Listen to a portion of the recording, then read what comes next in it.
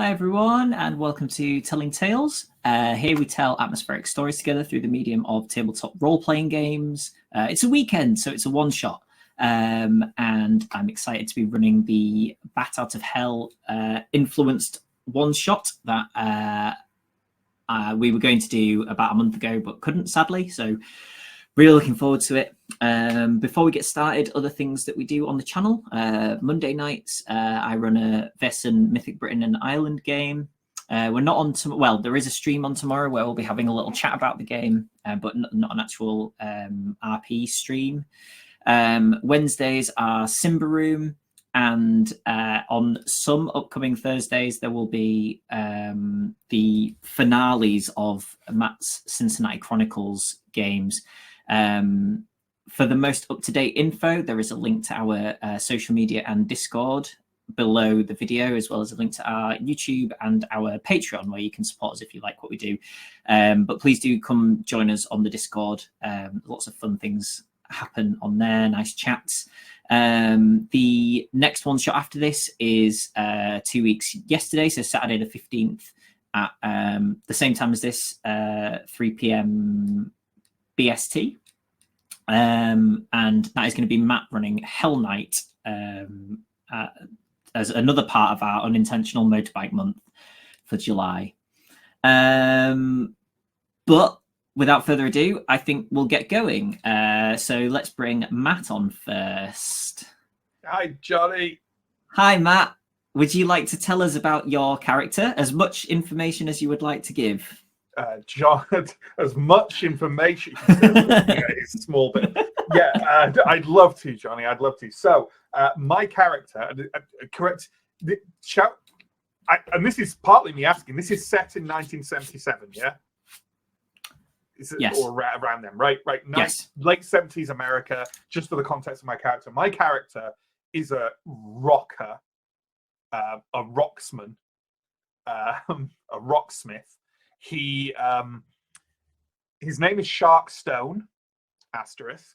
That's not the name he was born with, and we might find that out later.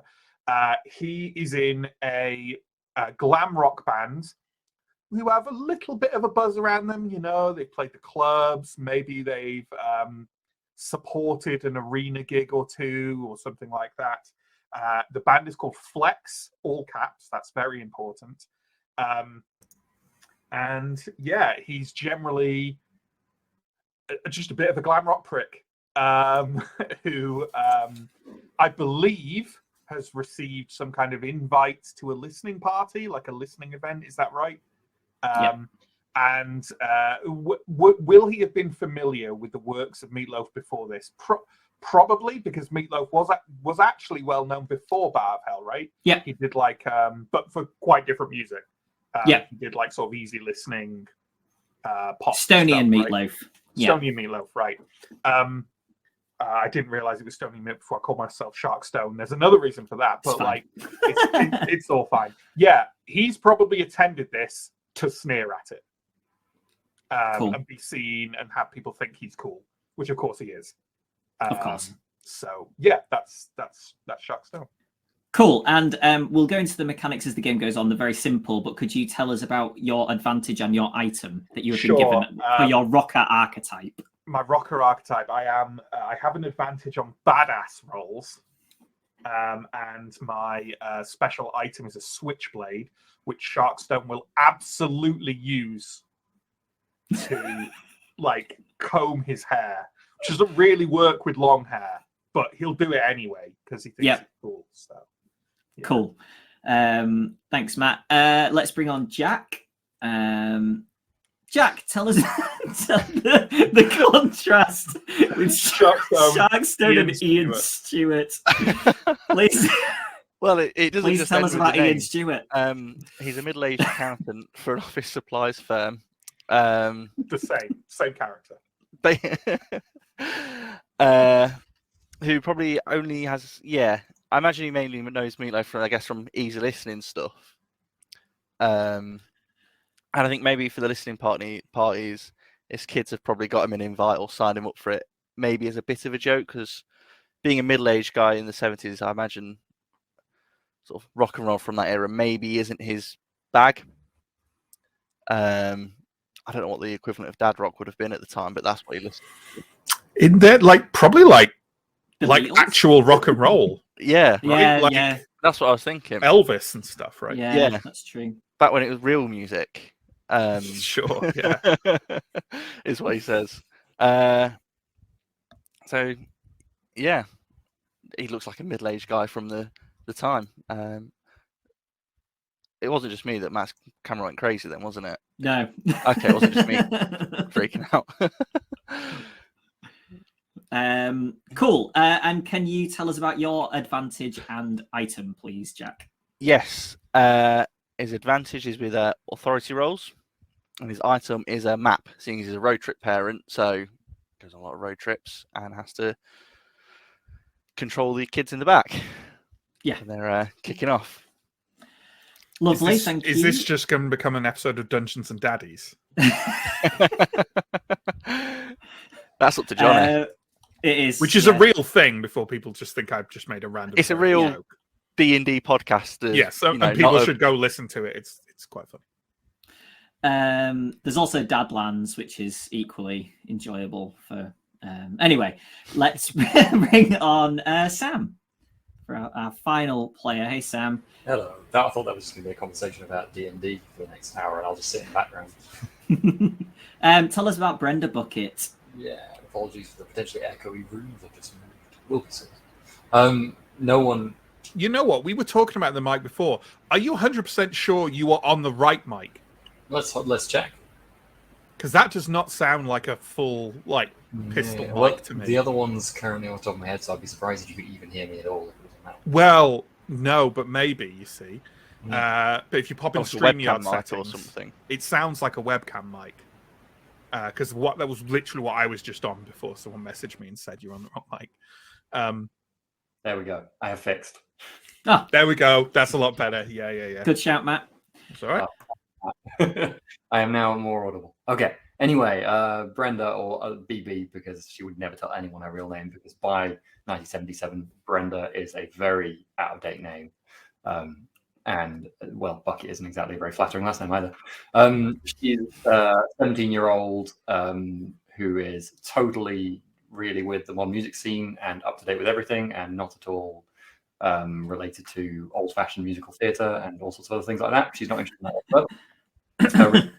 Modern rock and all that sort of thing. She knows loads about it, and she's here to prove how much she knows about all this modern rock stuff that she's very aware of.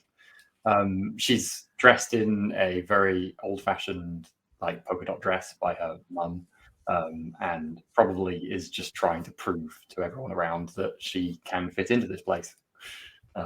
So yeah, being here to be cool, kind of like everyone else except Ian, I suppose. On the plus side, Ian Stewart will probably think you look like a very pleasant young lady. Probably will, yeah. I'll do pretty well. I have nothing but contempt for both of you. Yeah, but what about our characters? You got there ahead of me. Sam, could you tell us about BB's advantage and item, please? Yeah, so musical theatre enthusiast gives me advantage on performance roles, and my kind of item / I guess ability thing is a costume change / disguise, which will be interesting. So yeah, I'll explain the rules when it comes to a role. But the way I've said, sort of, you have an advantage on performance roles or badass roles or authority roles. They are all there's no stats, right? So if you could claim that you do something in a badass way, that can be a badass role. If you want to do something in an authoritative way or a performative way, that's how we'll do the advantage. So it's to try and make it kind of character based. Okay, so it is a Saturday night in June 1977, and earlier in the week, you have all been invited by letter, pushed through the door of your house, which just has your name on the front, or BB if for Brenda's. So it's Mr. Stewart, BB, and Shark on the letters. And you are essentially invited to the house of what you know as the weird guy who lives at the edge of town. He has a large gated driveway and quite a big house. None of you have ever seen him, but sort of BB's, dad might have said, "Oh, there's this weird guy. I saw him at the store," kind of thing. Almost like a folk tale of who this person is that lives in this house at the edge of town. So you've all got ready. It's a stormy night, and you work your way. So presumably Ian drives, since the weather is bad. How do BB and Shark get there? It's probably, let's say, 10 minutes roughly in a vehicle from your houses. So yeah, I think Shark probably lives in like sort of like relatively cheap studio apartment. Like he hasn't upgraded yet from given his relative success, because I think he spends most of the money on other things. And you know what? I think it'd be too on the nose for him to arrive on a bike. So you know what? He's probably going to get a taxi because he's probably wearing some very big shades and doesn't kind of trust himself to drive right now. Okay. Because he's probably still a bit whatever from the night before. BB, what time of day is this, did you say, Jonny? Like, that we're supposed to meet? Evening, sort of after, like 7 p.m, we'll say.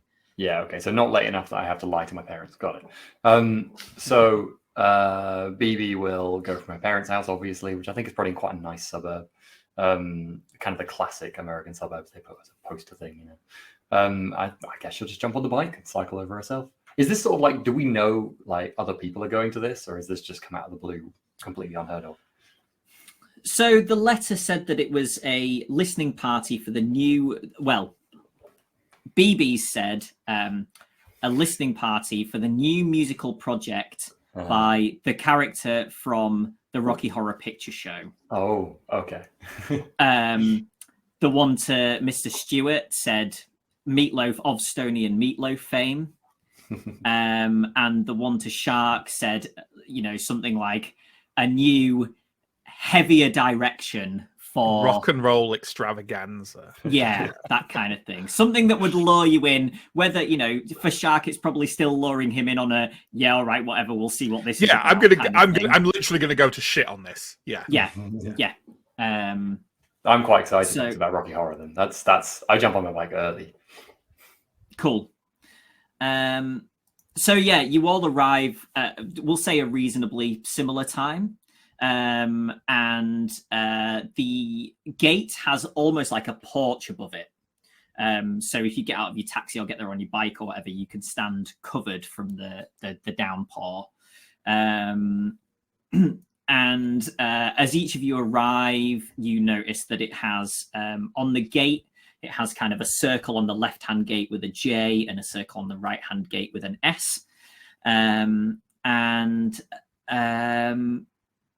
Do you introduce yourselves to each other when you each arrive? I definitely won't. Is there anyone there other than the three of us waiting at the porch? Just the three of us? Yeah. I'm probably going to be the last one to arrive, I would imagine. I'll get out. I will see the other two waiting there. And I'm going to stand to the side of the porch in the rain, leaning on the wall, clearly uninterested in talking to them, probably using that switchblade to like go through I've got like long, like blondish curly hair. I have absolutely. Do I want? Is that too much? It was a bit too much. I have like skin tight, battered jeans, a black shirt with some kind of probably with my own band's logo on it. So it says Flex in like big chunky metallic, like made to look 3D, like it honestly looks like PowerPoint word art.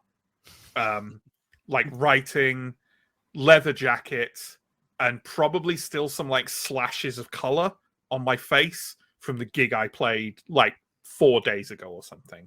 like proper glam, big shades, doesn't give a fuck. I will politely leave my bike against the building. I am in said polka dot dress, and kind of look around nervous, presuming I'm the first one there if I head off early, and kind of just wait and see if other people arrive. Guessing Ian arrives in the middle, and I might strike up a conversation with him. But as soon as Shark arrives, I will immediately move into the other side of the porch because that's the sort of person I've been told I should avoid. I think I don't know how you feel about it, Sam, but maybe I think Ian might know Brenda, or at least her family. If Yeah, you might know my there dad as well. or something. Yeah, And yeah, so I think he'll probably go over to Brenda and go, "Are you Brenda, Debbie's girl?" you would definitely know me as BB, even so. Or maybe I'm trying to think. Maybe she would have introduced me as Brenda, and I'll just like flinch when you say that. Yeah, like, BB. BB, right? Okay. Yes, that knowing obviously that's saying yes, that makes sense. Yeah, I am. Is there no one What else? are you doing here? Were you invited as well? Yeah, I thought there would be some big event or something. Is it just? Yeah, no, I think you're right. I was under the impression there'd be more than just us here. It's, I am looking around at this point with a sinking feeling, looking for music journos, other band people, scene hipsters. I am here with 2 massive squares, and I'm really fucking worried that I've made a massive error here. As you're looking around, Matt, Shark notices that actually the sort of inside one of the 2 gates is off its latch, so there it is. The gate is openable, essentially. Okay. And Shark's going to try and open it, because get me out of here. Yeah, it swings open with a.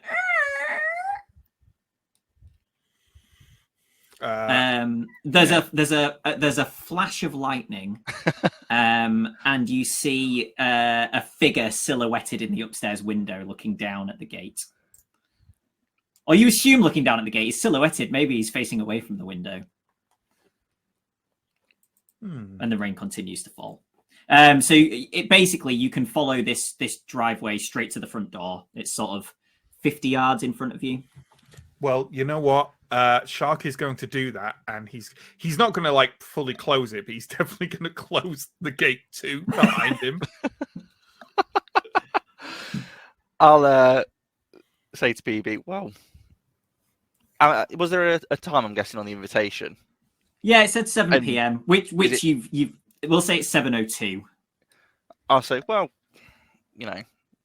fashionably late now. We might as well follow. You sure we shouldn't wait to be let in or something? Kind of scary. I think. I'm sure it'll be fine. There's someone looking out the window. They're probably waiting for us to come in. BB will hesitantly follow you. I think she'll bring her bike in as well. Doesn't want to leave her bike out here.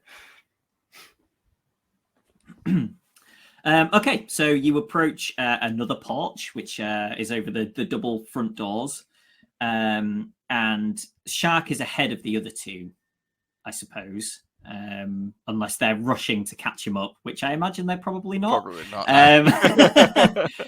So as Shark takes his first couple of steps, they say 4 steps up to the where the front door is, and as you take sort of the second step, the door kind of gently swings open into the house. Are you heading in? I imagine Shark might be a fan of like stage theatrics and that. That's probably the vibe he's getting. Yeah, like many bands at this time, like he's latched onto that like kind of pretty cheesy vaudeville, like Alice Cooper, Kiss, right? And he probably thinks it's part of it, but he's unfazed by this. Like he would never like play along with this. He's just going to march through the door, dripping head to foot from having stood out in the rain, and he's gonna like. Is it dark in there? No, there are sort of candelabras lit along the wall in the Okay. hallway. Well, So there's a he's- decent amount of light. Yeah, well, if it's candlelight, he's still gonna like pull his shades down and kind of like stare around to see if he can see someone who he can at best some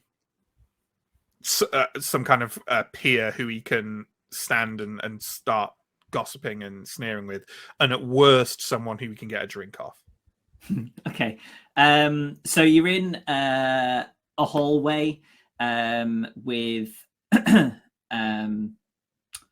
sort of that black and white checkered floor tiles, and a red rug kind of running down the center of this entrance hallway, which looks like it opens up into that kind of classic stairs up and then round to the left and right, kind of big mansion style kind of thing. On the left and right of the entrance hallway are sort of bat-shaped gargoyle statues, so Shark is stopping once he gets inside to kind of look around a little. Do the other two catch him up, do you think? Ian and BB? So did Shark leave the door open, or did he shut it after himself? No, he'll left this one open. Like, okay, yeah. I think with the door being open, Ian at least would have come in, assuming.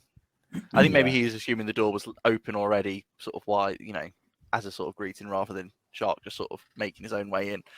I think you would have seen it open as you were wandering up, sort of ahead of before Shark got there. Yeah, so it doesn't feel like he's sort of just barging in. He's been invited to the place anyway. So I think maybe if Ian comes in and sees Shark sort of looking around over the top of his glasses, he would maybe clap him on the back and say, "See a lot better with those sunglasses off, sport."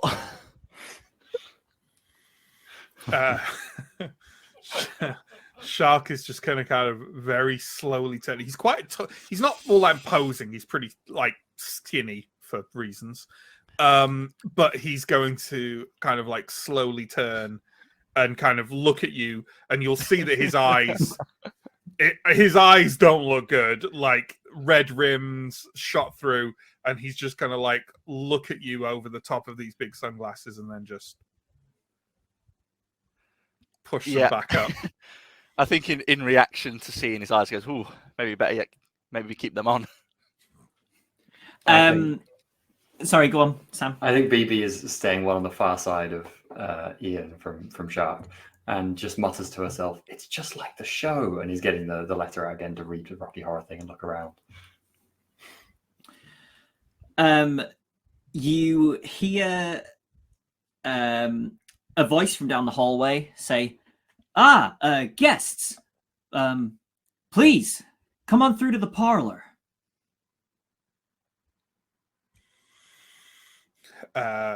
Shark will look around. Like, can we see a parlor? As you look kind of down this hallway into the bit where it opens up, you can see that there is a doorway with a door slightly ajar with light coming from it, which you could assume is where you're supposed to go. Shark will kind of gesture forward and turn to Mr. Stewart and say, "Age before beauty." I'll whisper, "Watch out for aliens."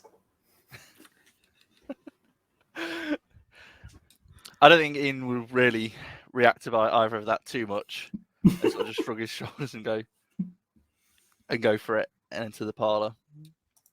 Oh, I assume it's to be the parlor. Okay, everybody following, I assume. Cool.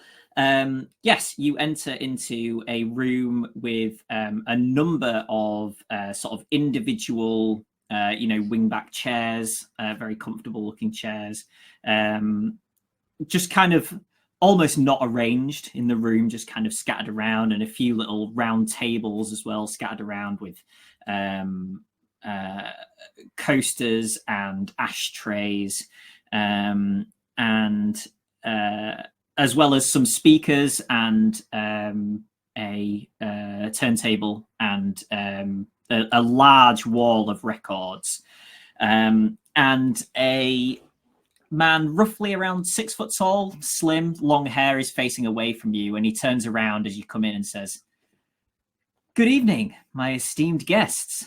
It's good to meet you all, Mr. Stewart and BB and Shark. I'm a fan of your work. You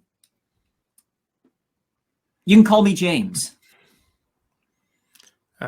Shark does not react in the slightest to the compliment, and is just like leaning. I assume like the walls maybe have some like wardrobes or bookshelves, maybe kind of like well, you said there's like records and stuff, right? Yeah, there's shelves kind of around. Yeah. He's leaning against some shelves. Pretty blank expression on his face, honestly. Yeah, are we like the only obvious guests in here? You've not seen anybody else apart from him since you've shown up here. I will mutter, probably quietly enough that he maybe can't hear very clearly. But I'm just nobody. Why would you invite me? Would you all like to take a seat? Can I offer you a drink? Anything. Nothing is too much. Christ, yes.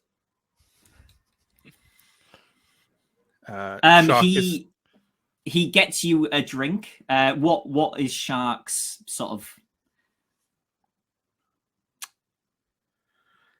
drink of choice? Just going to my like internal wall of 70s rock asshole drinks. I think something like a Bloody Mary. Okay. He just gets that for you. You don't tell him that that's what you would like. Sure. And I think he probably gives Ian like a light beer. Yeah, I was going to say guess. like a light beer sort of thing. And BB maybe like a cream soda or something like you know, like a root beer or something very like Americana-y. Yeah. Well, Shark's going to take his Bloody Mary. Important question: does it have the celery in it? Yes. Yeah. Does he fling it somewhere? That's a good idea. I'm taking it. Yeah. He's going to like flop into one of those wingback chairs hard, sling one leg like over the arm of it, and probably pull out the celery and just flip it onto a nearby table or something where it splats wetly. Oh, that's okay. James will clean that up. So, I've invited you all here, as you are aware, to listen to a new project I've been working on, and I've invited you here for different reasons. You've come to be aware of this in different ways, and I'm interested in. It's a multifaceted work of art, and I'm interested in each of yours opinions on how it differs from what you might be expecting or what you've heard before. So, can we begin? There's a low rumble of thunder outside. He turns around and starts like flicking on his records. BB visibly jumps at the roll of thunder. So, is it just us? I mean, it didn't say on the invitation, but it seemed like there'd be more people. Well, I invited a music critic and a general music enjoyer, but they couldn't make it. So, yes, just you three. But I think it'll give me all the feedback I need. Jonny, what's this room like? Is it like?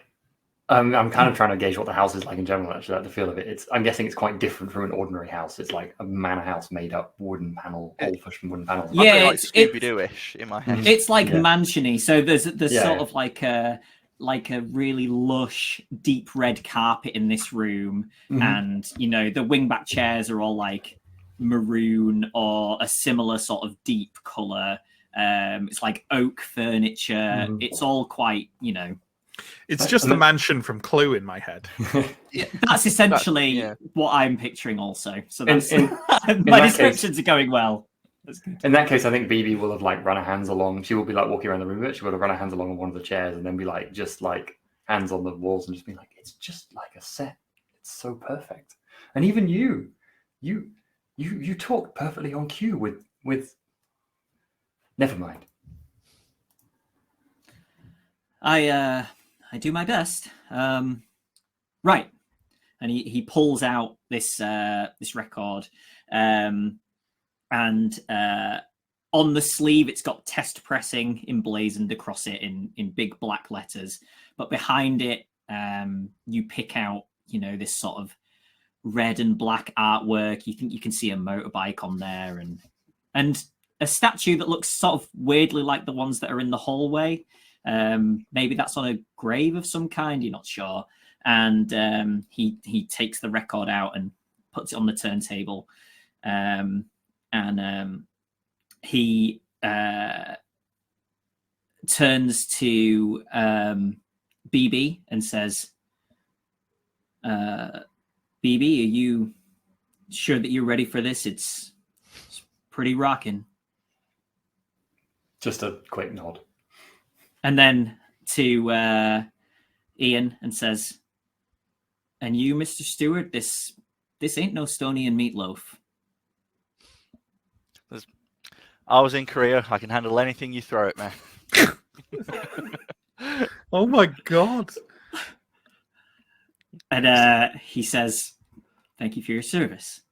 And Shark, it gets pretty dramatic in parts. Are you sure that you're ready for this?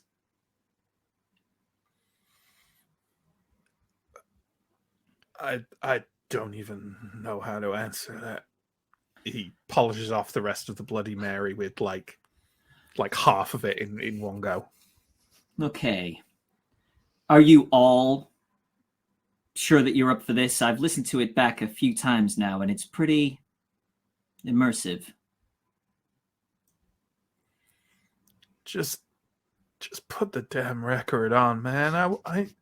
I'll listen to it, and then I gotta get out of here. Okay.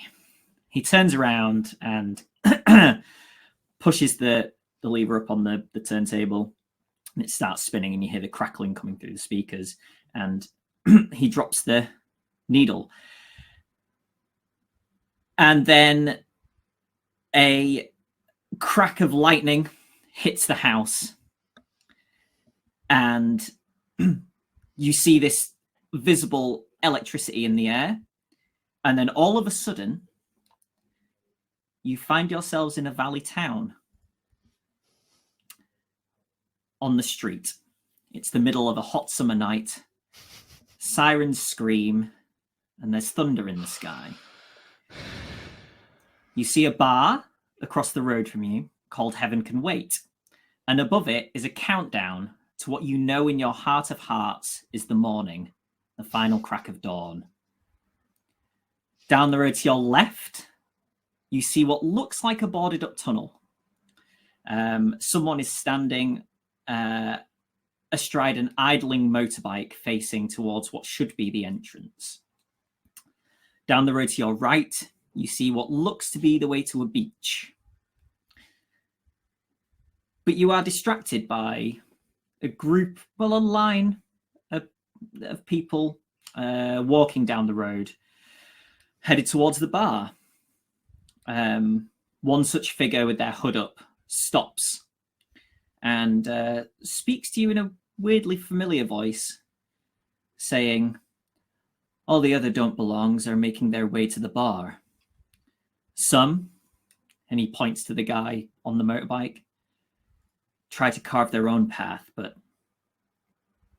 that doesn't work for everybody. And he continues on towards the bar.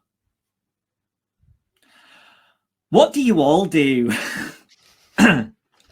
The last thing you remember, you were sitting in a comfortable chair in a house. Well, for his part, Shark is going to kind of stagger back a bit, put his head in his hands, and start going, oh, not now, man, not now. Jerry said it would wear off by now. Oh. BB is just like stretching her hands into the air and looking around and spinning around and going, wow, and trying to like just touch everything nearby without making any particular decision of what to do. I think Ian will be shocked at first, and then I think his sort of dad instinct would kick in, and seeing BB going to touch anything would sort of say in a slightly stern voice, stay away, I don't touch anything. What, he seems to be the most sort of distressed about what's going on, out of thinking it's some sort of bad trip from the night before. BB is like, I got a hand on maybe like a lamppost that's nearby or something, and looks back to you, Ian, and just goes, "It's okay, Mr. Stewart. It's all the show, the record. He did warn us it would be, a lot." I've listened to records before, and this doesn't normally happen. I like to imagine that like BB gets so immersed in plays that this is not far off her experience of just sitting in a theater. Okay. There are a few. So that line of people has mostly made its way into the bar. There are a couple of other figures sort of walking up and down the street, and one of them sort of shoulder bumps Shark as he walks past where he's leaning and goes, "Hey, watch it, buddy." Shark is going to kind of like, how big does the guy look compared to Sharkstone? Shark He's is a tall, similar, but pretty lean. He's a similar. So he's sort of probably just under 6 foot, leather jacket, ripped black jeans, like think the Ramones kind of. Sure, yeah. Yeah, he's that kind of build. So he's probably similar to Shark. Pretty similar. Okay. Shark has some liquid and other things * courage in him, and he's pretty big on himself. So he's gonna kind of like whip round and go, "Watch yourself, asshole! Do you not know who I am?" He'd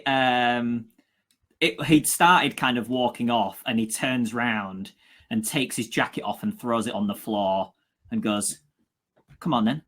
Come on, buddy." BB will look around like, "Music. There should be music now. It's starting right now." Oh God, she thinks I'm part of it.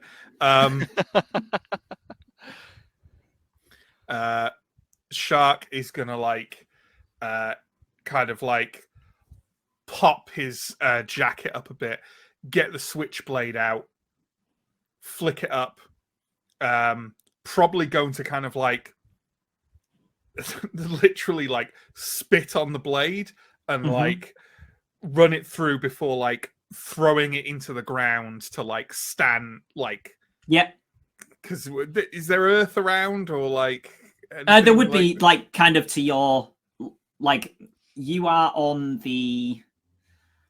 Well, whatever side of the road you're on, there's basically ground to your left if you're looking down the road. Sure, yeah. And like he does like, he's toured the clubs. He's got into many scuffles. I'm not saying he's won them. He's just like these kind of like drunken scuffles rolling around on the ground. And he's just going to run for the guy and try and like spear him, basically.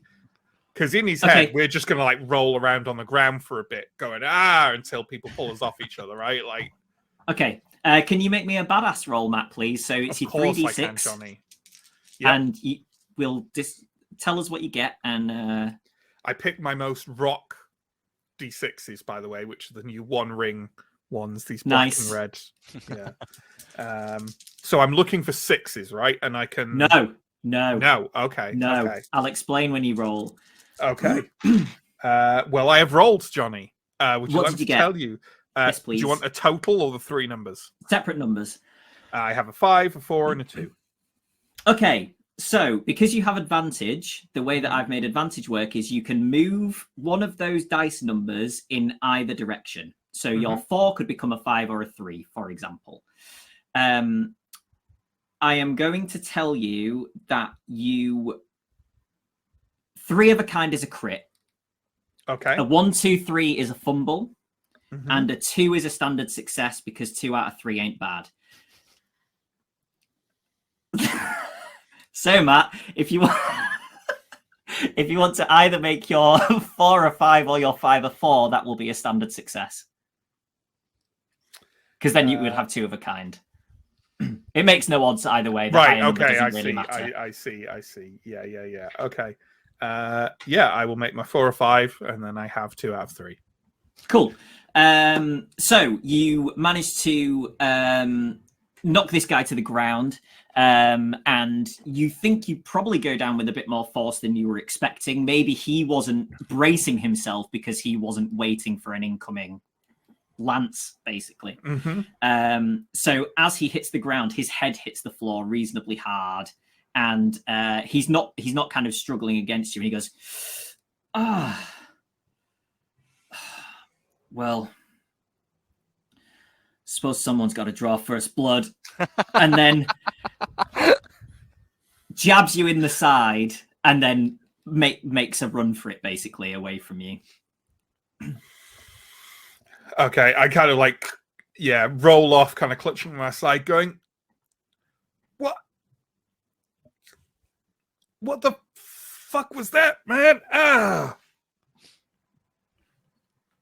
Yeah, I'm just confused. I'm just confused by the entire interaction, and I'm just rolling on the ground, like considering he just downed him with an impressive spear. Shark is also not handling well the fact that he just got sucker punched in the side. You know what I mean?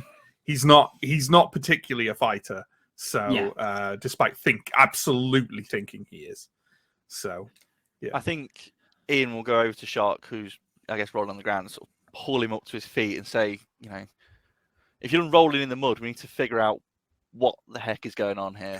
Get off me, man. He'll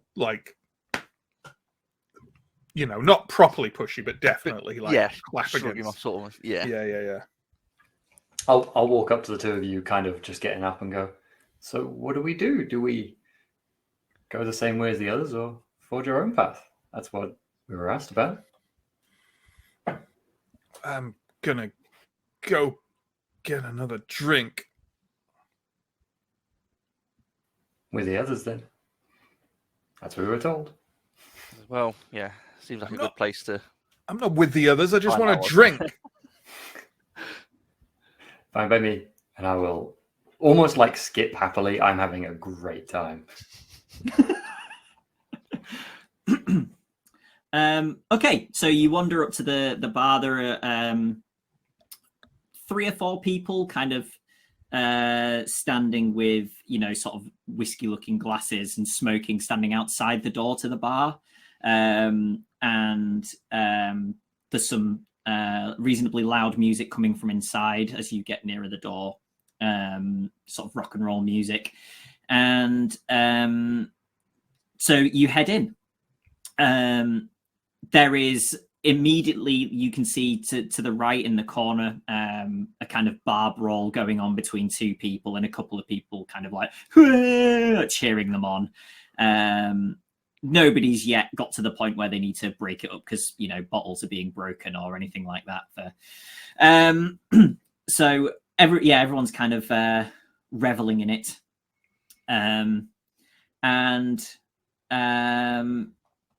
Can you all make me rolls, please, to see if you notice something? These won't have advantage or anything. So, sorry, could you explain the results, how the results work again? Yeah, so a 1, 2, 3 is a fumble. 3 of a kind is a crit success, and 2 of a kind is a standard success. So if you get 3 different numbers, that's a failure. Then just a failure. Okay, cool. Yeah. I have failed. Yeah, I got 2 2s. Okay. Aptly, because you probably look quite out of place in your clothing, you notice a woman. She's about 5.5 foot tall, kind of big, kind of permy hair, and her clothing just looks very slightly out of place, like maybe 4 years out of place. If you had to put a number of years on how out of place it looked. Is she She's sitting at the bar, nursing a drink. Got it. Is she like a younger woman, or is she old? An ageless beauty. Okay. I will go to the bar near her and maybe not say anything about it. but keep an eye on her. But before I do anything else, I will mutter, probably, to my side, presumably Ian's nearby, and go, Mr. Stewart, I bet they'll serve me here. And I'll go to the bar and go, ooh, champagne! I've never had champagne! And kind of yell that across the bar. And see if they serve me champagne. The barman kind of turns around and looks at this champagne bottle, which is coated in dust, and goes, and like dust flies into basically everybody sitting at the bar. I think before he has a chance to open it, Ian would probably sort of say, "She'll actually have a Coke, pal." He's gonna stop the underage drinking. If he I can. will have the most mournful face, but I won't say anything. Shark will happily reach out and take that champagne bottle. He doesn't bat an eyelid essentially at you taking it, and then hands a Coke bottle, like a glass Coke bottle, up to Brenda. And does Ian ask for anything? Yeah, he'll have a beer. Yeah. I'm holding the Coke bottle and looking at Shark. Is the champagne bottle a cork or a screw top? Cork. Okay. Shark is going to try and what would be some way where he could fire it off in a way that is notable, but he's probably not actually actively trying to break something, because then he'd have to pay for it.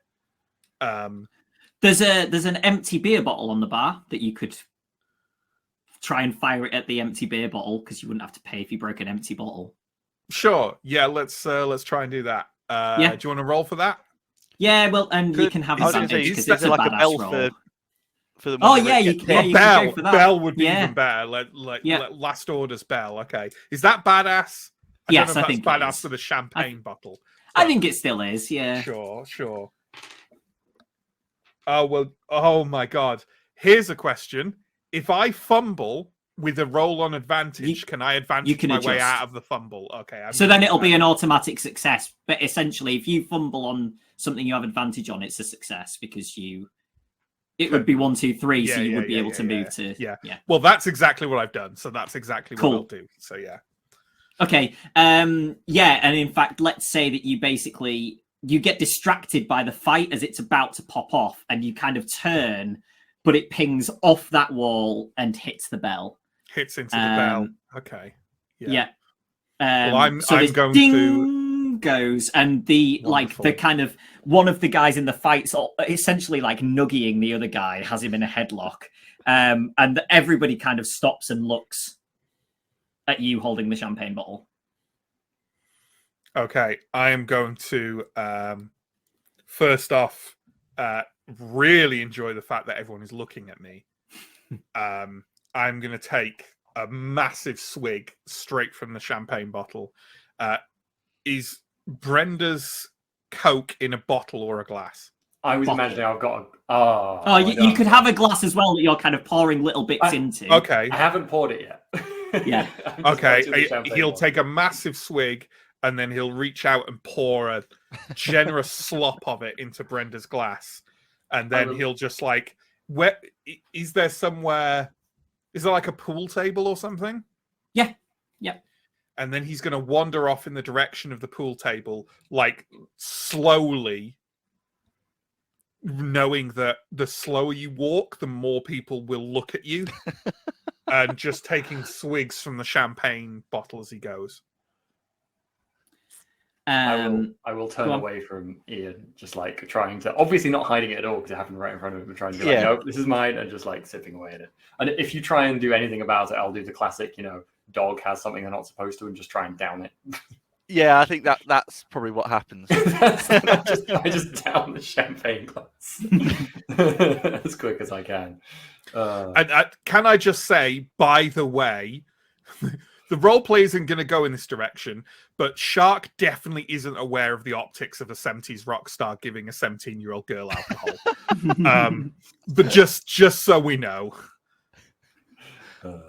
I am coughing, having just now had the glass taken away from me. And then maybe just to distract from the fact that I just had low champagne, I'm Mr. Stewart, that lady, she looks different, don't you think? Pointing at the woman Everyone at the in bar. here looks different. Yeah, but she looks different from the different people.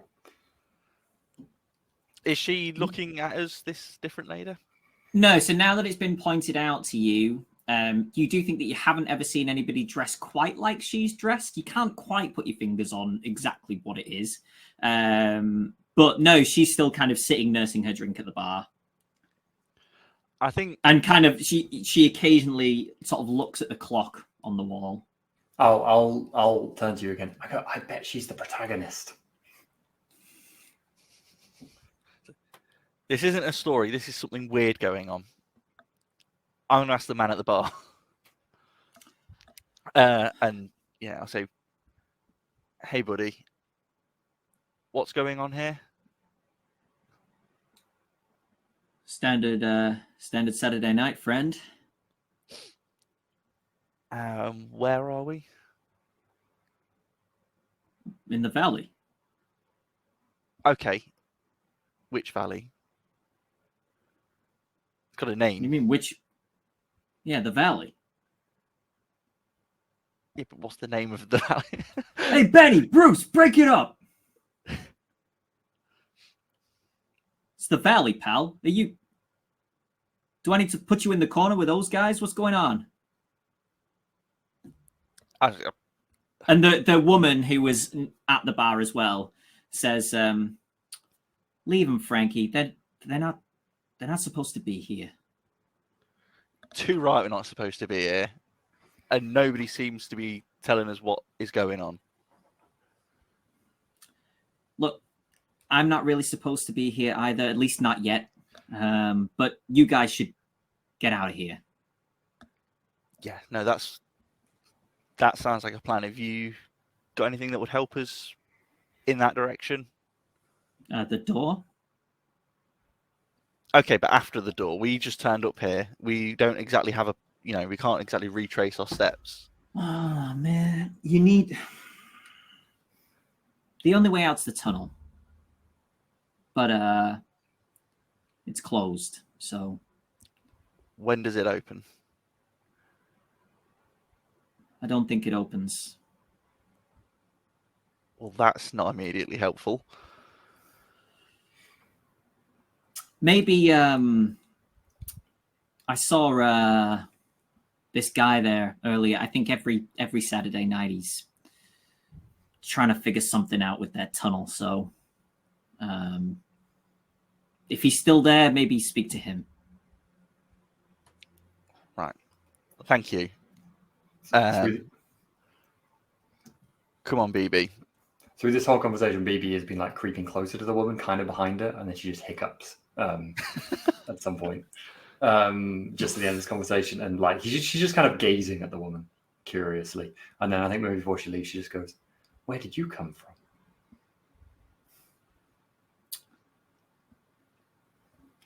Where do any of us come from, honey? Guess we're all here now. See what we make of it. And she turns around and skips off, following you. Yeah. As those two kind of wander off, Sharkstone is going to appear as if by magic next to the woman. Timeless beauty, you say, and is going to slightly slurishly at this point say, "I don't know where we've come from, baby, but I know where you can go." Get the hell out of here. Okay. He's gonna pick up the champagne bottle he put next to her and kind of shake his head in a kind of her loss kind of way and wander. He's actually going to wander behind the other two because he's curious as to. He's also realizing this might not be the drugs. Okay. And he's kind of wander after them to see what they're up to.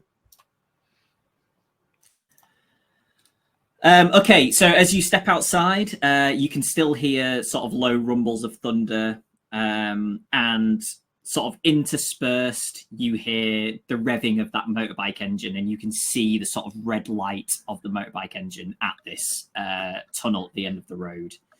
Are you planning on... Well, is Ian Stewart planning on heading down there and leading the others that way? Yeah, that's his way out of this situation, which obviously is not exactly comfortable with. So yeah, he's going to head towards the tunnel and the motorbike man. Presuming this is the guy, well, in his head is the one that keeps trying to do something with the tunnel on Saturday nights. BB will deliberately lag back a bit and nod at Shark and just go, "Oh, Mr. Shark," and then hiccup and say, "Thanks for the champagne. It was great." Yeah, sure, kid. What? Why? Where are we going? I don't know. Just got to follow where the story takes us, I guess. It's all part of the, well, whatever's going on here.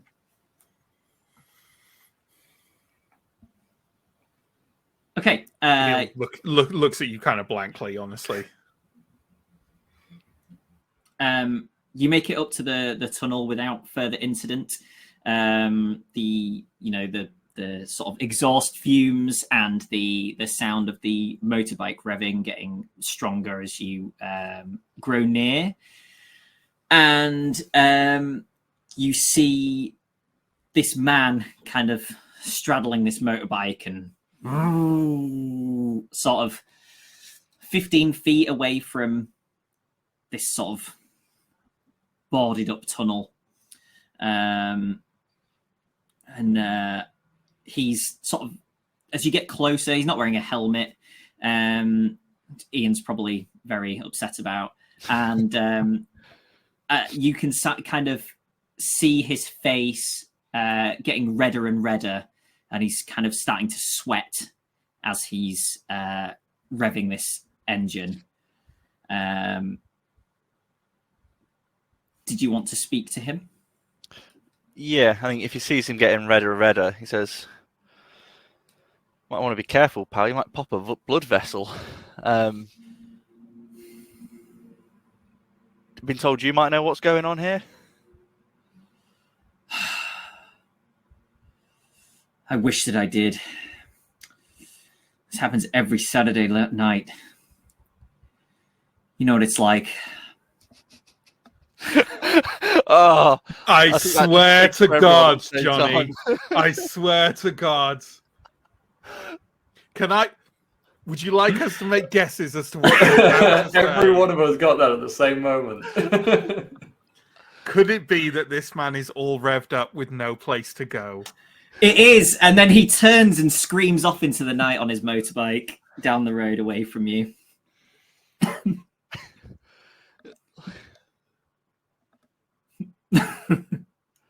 I think Ian will just go like, "Now what?"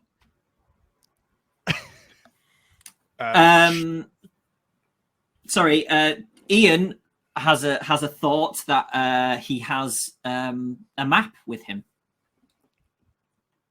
That's true. He will pull the map that is in his sort of back pocket out and look at it, see if there's any landmarks sort of noted on the map that would match anywhere around to get his sort of bearings. So you pull out your, tri-state area A to Z, and you open it up and unfold it, and actually all that there is this valley. The rest of your map has disappeared. So this large fold out basically just has this valley on, which has this road straight along the middle. Heaven Can Wait is marked on there. You can see the tunnel. And you can also see that there is a beach at the end of this road. And weirdly, Heaven Can Wait and the tunnel have big red crosses on them. Because we've been there and investigated them. Shark, while you're doing this, will be kind of like blinking blearily and rubbing his eyes a bit and trying to like take in all this a bit more now that he's fairly sure it's not some kind of hallucination. And he does kind of like blink at the boarded up tunnel and sort of nudges Brenda a bit and goes, I know what you're thinking. Bit of a coincidence. What? Sharkstone, tunnel. What? I mean, you must have heard it. It did all the rounds on college radio. Oh, yeah. Oh, yeah. Sharkstone. Yeah. Flex. Yeah, of course. I should have known.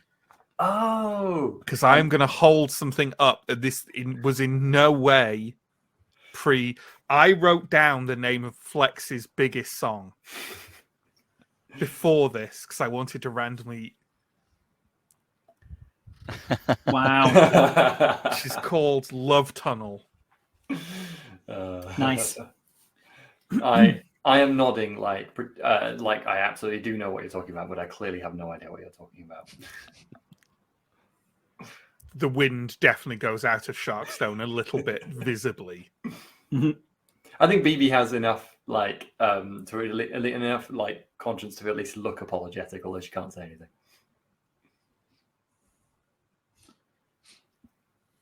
So we should go someplace else? No, not the tunnel. So what else is on the map? Is it just the beach at this point? It's sort of marked on there.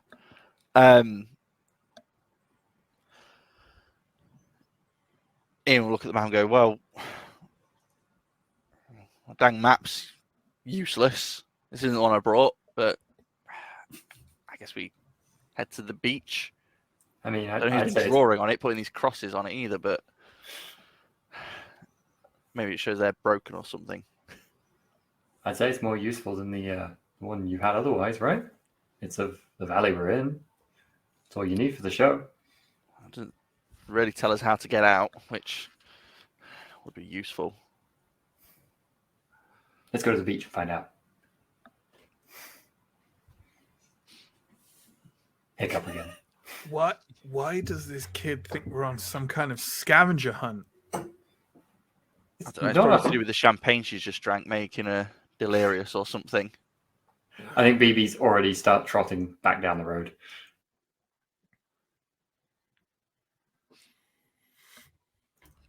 Okay. So you wander down the road past Heaven Can Wait. You can hear the rock and roll music still going inside. You think you maybe hear a glass shattering. But you wander down to the beach, and the sand you can feel even through your shoes is very hot, and there is fog crawling over it.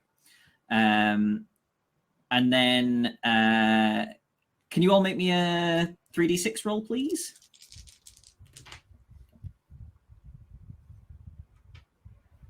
That is Nada. a failure. Okay. I got 2 out of 3. Ain't bad. Okay, nice. So Brenda sees like a shooting star over the sea ahead of you. I'll just look up and go, wow. I'll just be staring at the sky looking at more. So where you kind of come onto the beach through like the valley kind of ending, and it curves round to the side, and that's kind of the the beach head. And there is a pier slightly to the right of you down the beach, and you see it's kind of all shadow, dark underneath, and you see a part of that shadow kind of move outward from under the pier. And you all realize, with probably mixed amounts of horror, I don't know how scared everybody would be, that it's quite a large black wolf with these glowing eyes kind of pacing towards you. I think Ian will sort of protective arm in front of BB and sort of put himself a little bit in between the wolf and her. Sharky obviously doesn't care for, so he's not as worried about being more protective over him. I said, whoa, whoa, easy boy.